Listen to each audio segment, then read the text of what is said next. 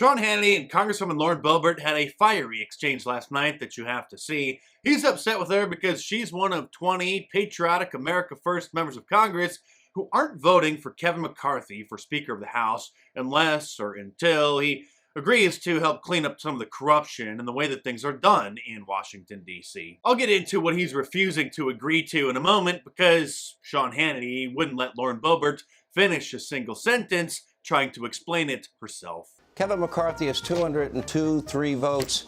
Your side has 20. So if I'm going to use your words and your methodology and your math, isn't it time for you to pack it in and your side to pack it in, considering he has over 200 and you have 20? Sean, I understand the frustration, I promise you, but I'm not frustrated. You didn't answer my question. And we are hearing from many people who are still voting with Kevin McCarthy, who are very supportive of what we're doing, and they're cheering us on. So there are more for us than are against us. I believe that this is what our founding fathers intended, and this is showing that our votes are working. Our votes aren't just a cast. Congresswoman, I'd ask you not to filibuster. Sean Hannity hasn't told his viewers why people don't support Kevin McCarthy for Speaker of the House, and obviously wouldn't let Lauren Boebert do it either. But Congressman Matt Gaetz broke it down perfectly on Newsmax, a great alternative to Fox News. Those of us who will not be voting for Kevin McCarthy today take no joy in this discomfort that this moment has brought.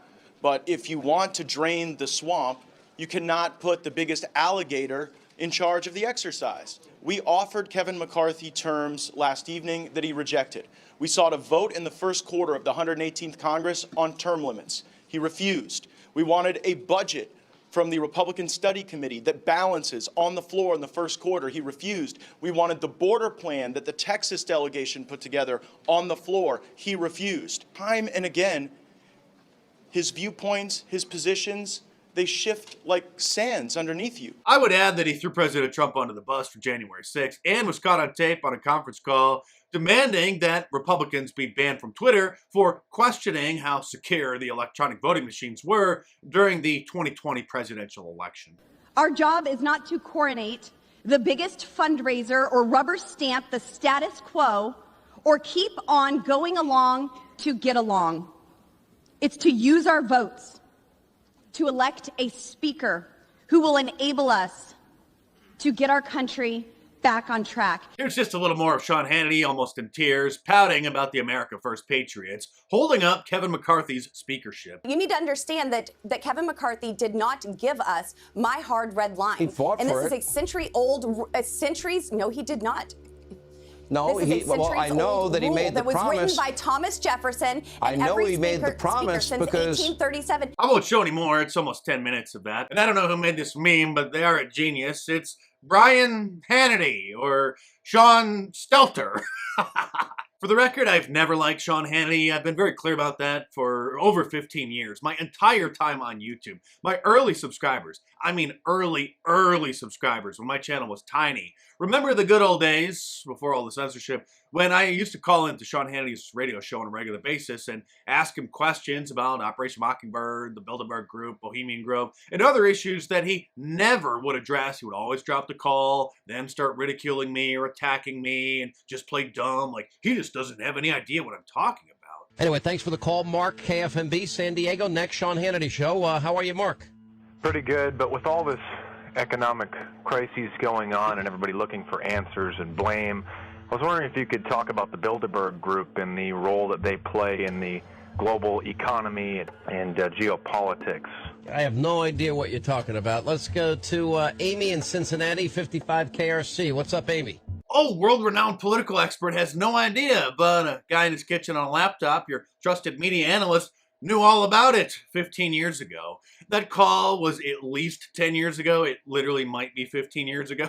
I'd have to go check the date, but it is at least 10 years old. And still to this day, him and all the other mainstream Republican brand name talk show hosts and political pundits continue to play dumb about such things. And speaking of globalist puppets, Rhino Republican Congressman Dan Crenshaw, who on Tuesday called the patriotic holdouts not supporting Kevin McCarthy, at least not yet, enemies, yesterday ramped up his rhetoric and called them terrorists. Get another scalp and another scalp, whether it's whether it's Boehner or Paul Ryan or then McCarthy, Scalise would just be next, and we all know it. We just can't allow that to happen. That's why those of us are saying, like, look, you pushed us into this corner, so now we're saying we won't vote for anyone but McCarthy.